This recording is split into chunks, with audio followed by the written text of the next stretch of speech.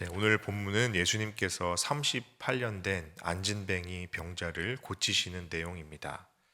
예수님이 이 안진뱅이 병자를 향해서 일어나 네 자리를 들고 걸어가라 말씀하고, 이 병자가 그 말대로 그 순종해서 이 환자가 자기 자리를 들고 걸어갑니다.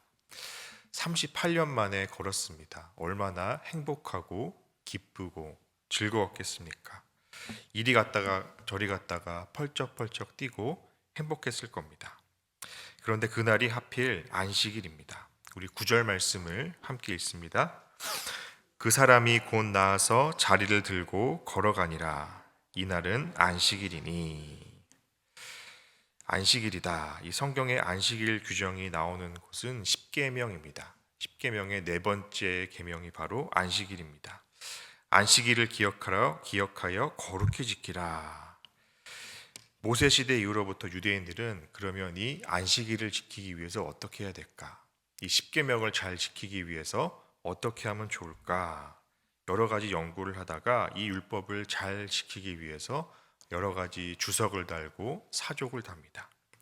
그래서 특별히 이 안식일 네 번째 계명을 잘 지키기 위해서 39가지의 규정을 자기들이 따로 만들게 됩니다.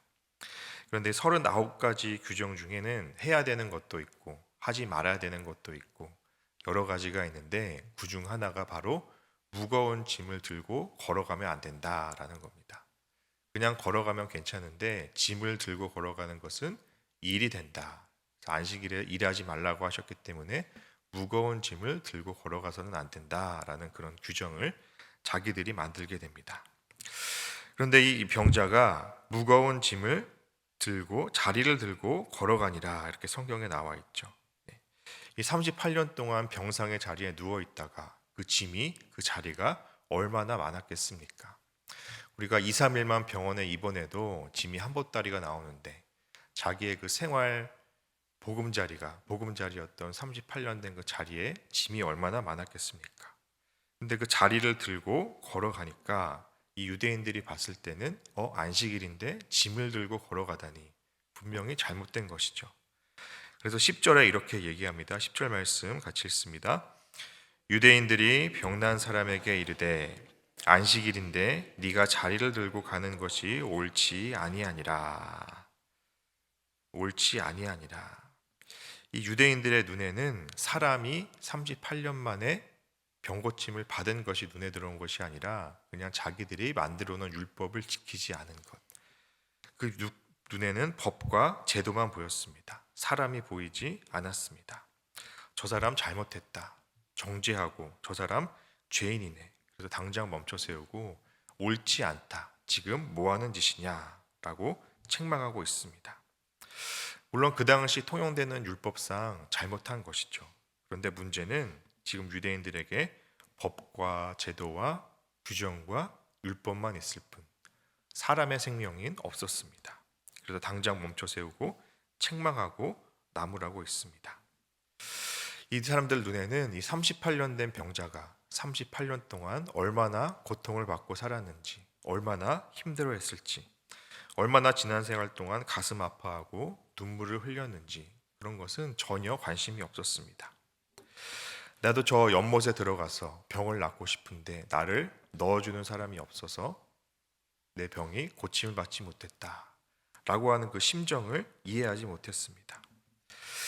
이 38년 동안 이 종교 지도자들이라고 하는 이 유대인들이 자기들은 지도자들의 위치에 있으면서 한 번도 이 환자에게 와서 얼마나 힘듭니까? 걷지 못해서 얼마나 고통스럽습니까? 한 번도 살펴본 적도 없으면서 이 병고침을 받은 사람이 병고침을 낫자 그것은 관심도 없고 단순히 그냥 법과 규정을 어겼다라고 해서 정죄하고 있습니다. 우리가 인생을 살다 보면 살아갈수록 나이가 들수록 나도 모르게 생기는 나만의 틀이 있습니다. 사회에서 통용되는 규정이라는 것이 있죠. 이것은 해야 되는 것이고 이것은 하면 안 되는 것이고, 신앙생활도 오래 하다 보면 참된 신앙생활이 되는 것이 아니라 우리가 종교생활을 하게 되는 경우도 있습니다. 이 종교생활이 하게 되면 내 속에 잘못된 율법이 들어오게 되고 이건 해야 되고 이것은 하면 안 되고 라는 그런 생각들이 틀에 박히게 됩니다. 그렇게 사다 보면 법과 율법만 남기게 되고 사람은 눈에 들어오지 않게 됩니다. 한 번 더 저 사람이 왜 저렇게 행동하는지 묻지 않게 되고 알려도 하지 않고 관심도 갖지 않고 그냥 단순히 잘못된 행동을 가지고 정지하게 되는 것이죠. 우리는 좀 엉뚱한 일을 하는 사람이 보이거나 또 사회 통념상 저건 좀 일반적이지 않은데 그런 일을 하는 사람이 보이면 그 사람이 왜 그런 행동을 하는지 한 번쯤 물어봐야 됩니다. 그 사람에게 어떤 사연이 있는지 주의 깊게 한번 봐야 됩니다. 함부로 정지해서는 안 됩니다. 내가 알지 못하는 사연이 있겠지. 좀 엉뚱한 행동이 보이면 내가 좀 모르는 사연이 있겠지. 그럴 만한 이유가 있겠지. 좀 이상한 행동을 하시는 분이 있으면 다 무슨 이유가 있겠지. 시간이 지나면 어쩌면 나에게도 그 이유를 말해주겠지. 그러면 그때 또 이해하면 되지. 이렇게 넘어갈 수 있어야 됩니다. 그 행동이 진리와 비진리의 문제가 되거나 영혼 구원의 문제가 되거나 죽고 살고 하는 문제가 아닙니다. 그래서 받아들이지 못할 이유도 없는 것입니다. 그런데 우리는 엉뚱하게도 내 마음속에 나도 모르게 형성되어 온 틀이나 그런 율법이 있어서 굳어져 있어서 그렇게 내 규정대로 하지 않는 사람을 보면 견딜 수가 없는 모습이 있습니다. 그런 우리에게 하나님 이렇게 말씀하실 겁니다. 너 정말 그 사람과 진심 어린 깊은 대화를 해본 적이 있느냐? 그 사람이 왜 그러는지 이해해 보려고 한 적이 있느냐? 마찬가지로 하나님이 오늘 이 유대인들에게도 이렇게 말씀하실 겁니다. 저 38년 동안 고통당한 병자를 붙들고 얼마나 오랜 시간 동안 가슴 아파하고 눈물 흘리고 힘들어했는지 생각해 보려 한 적이 있느냐? 그런데 저렇게 병났다고 너무 기뻐해서 자리를 들고 걸어가고 뛰어가는 저 사람을 향해서 왜 저것까지 못하게 하느냐라고 책망하실 겁니다.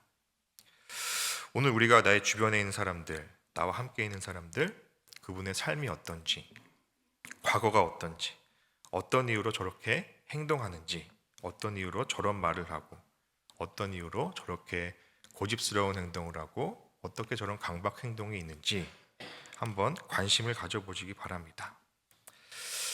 이 유대인들이 나중에 알고 보니까 그 배우가 병고침을 받은 병을 고치신 분이 예수님이라는 사실을 알게 됐습니다. 일어나 네 자리를 들고 걸어가라 말씀하신 분이 예수님임을 알고 핍박하기 시작합니다. 우리 16절 말씀을 함께 읽습니다. 그러므로 안식일에 이러한 일을 행하신다 하여 유대인들이 예수를 박해하게 된지라. 안식일에 병고침을 행했다라는 이유로 예수님을 박해하게 됐습니다. 그러자 예수님이 그 이야기를 듣고 대답하십니다. 17절 말씀 함께 읽습니다. 예수께서 그들에게 이르시되 내 아버지께서 이제까지 일하시니 나도 일한다 하시매. 아멘.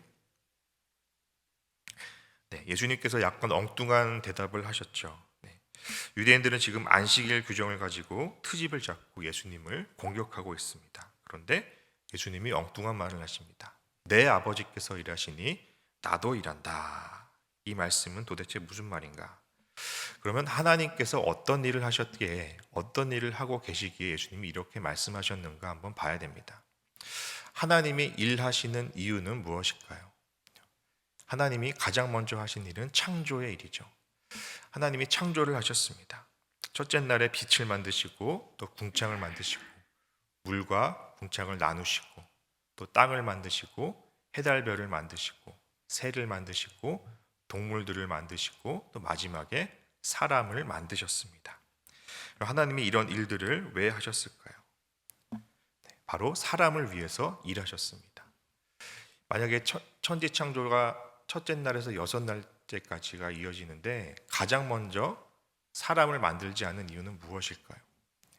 가장 먼저 사람을 만들었다면 어둠 속에 있다가 갑자기 빛이 확 들어오면 그 사람의 눈이 멀어졌을 겁니다. 그리고 아무것도 없는 상태에서 식량도 없고 양식도 없는 상태에서 굶었을지도 모릅니다. 그래서 하나님은 사람을 위해서 모든 창조 세계를 다 지으시고 마지막에 사람을 만드시면서 짠 하면서 너에게 이것을 내 창조한 이 창조 세계를 내가 일한 이 모든 것을 너에게 선물로 준다. 사람을 위해서 일하셨던 겁니다. 그래서 하나님의 이 창조의 섭리는 사람을 향하고 있습니다. 하나님의 일하심은 사람을 향하고 있습니다. 빛을 만드신 이유, 동식물을 만드신 이유, 해달별을 만드신 이유 다 사람을 위해서였습니다. 사람을 사랑했기 때문입니다. 창조만이 아닙니다. 창조하신 후에도 하나님은 사람을 버려두지 않으시고 사람을 꼭 붙잡고 계십니다. 시편 104편 9절 말씀은 이렇게 말씀합니다. 주께서 물의 경계를 정하여 넘치지 못하게 하시며 다시 돌아와 땅을 덮지 못하게 하셨나이다. 하나님께서 바다를 만드셨는데 너는 여기까지다. 여기 더 이상 넘어오면 안 된다. 물의 경계를 딱 정하시고 그 선을 지키고 붙잡고 계신다는 겁니다. 그 선을 붙잡지 않고 그 경계를 나누지 않다면 어떻게 될까요? 매일같이 물이 넘나드는 쓰나미가 매일같이 일어나게 되는 겁니다. 그러면 사람은 살 수 없게 됩니다. 마찬가지로 하나님은 땅을 창조하시고 땅을 붙잡고 계십니다. 땅을 붙잡지 않으면 매일같이 지진이 일어나고 땅은 무너지고 말 것입니다. 저 우주에 수많은 행성들이 있습니다. 수많은 행성들이 자기 길을 따라 매일매일 움직이고 있습니다. 그 행성들이 움직이는 규정과 패턴이 있습니다. 하나님이 붙잡고 계십니다. 하나님이 그 행성들을 놓고 계시면 어떻게 됩니까? 그 행성이 혼란에 빠져서 지구에 그냥 스치기만 해도 지구는 우리 사람들은 살 수 없게 될 것입니다. 모든 창조 세계가 지금 하나님이 붙잡고 계신다. 왜냐? 사람들을 위해서, 사람을 향해서 하나님은 그런 일을 하고 계신다라는 겁니다. 하나님은 그래서 하나님의 일하심은 사람 때문에 사람을 향해서 일한다. 그래서 예수님은 아버지께서 사람을 향해서 일하시니 나도 지금 사람을 향해서 일한다라고 말씀하고 있습니다. 말씀을 맺겠습니다. 오늘 본문에서 유대인들은 사람을 살리는 관점이 없었습니다. 자기가 가지고 있는 형식과 틀로 사람을 얽매여서 그 사람을 정죄하고 비난하고 있습니다. 그러나 예수님은 항상 어떻게 하면 그 사람을 살릴까? 어떻게 하면 그 생명을 낳게 할 수 있을까? 항상 사람을 향해서 일을 하셨습니다. 주님은 안식일이 문제가 아니었습니다. 오늘은 안식일이라서 너를 고칠 수가 없다. 내치지 않으셨습니다. 안식일에 상관없이 병자를 보면 고쳐주시고 손마른 자도 고쳐주시고 눈먼 자도 고쳐주시고 예수님은 그 사랑 때문에 한 영혼을 위해서 일하고 계셨습니다. 하나님도 마찬가지로 이 사람 때문에 나 때문에 물의 경계를 정하시고 그 창조 세계를 붙잡고 계시고 오늘도 내 영혼과 육체를 붙잡고 계시고 나를 위해 일하고 계신다라는 사실을 믿으시기 바랍니다. 아버지의 그 일하심대로 예수님도 나를 위해서 지금 일하고 계십니다. 그래서 우리의 모든 일도 우리도 예수님처럼 하나님처럼 사람을 향해서 그 사람을 향해서 관심을 갖고 사람을 향해 나아가기 바랍니다. 우리의 관점이 내 속에 있는 틀에 박힌 법이나 규정에 얽매여 있는 것이 아니라 사람을 향해서 그 사람을 사랑하고 그 사람을 살리고 저 사람에게는 어떤 사연이 있길래 저러는지 그 사람과 대화하고 교제하면서 우리가 일하는 모든 일의 중심이 사람을 향해 있기 바랍니다. 그래서 하나님이 사람을 향해서 일하셨던 것처럼 나를 위해서 일하고 계시고 나도 마찬가지로 사람을 살리는 일에 관심을 가지고 일하는 저와 여러분 되기 바랍니다.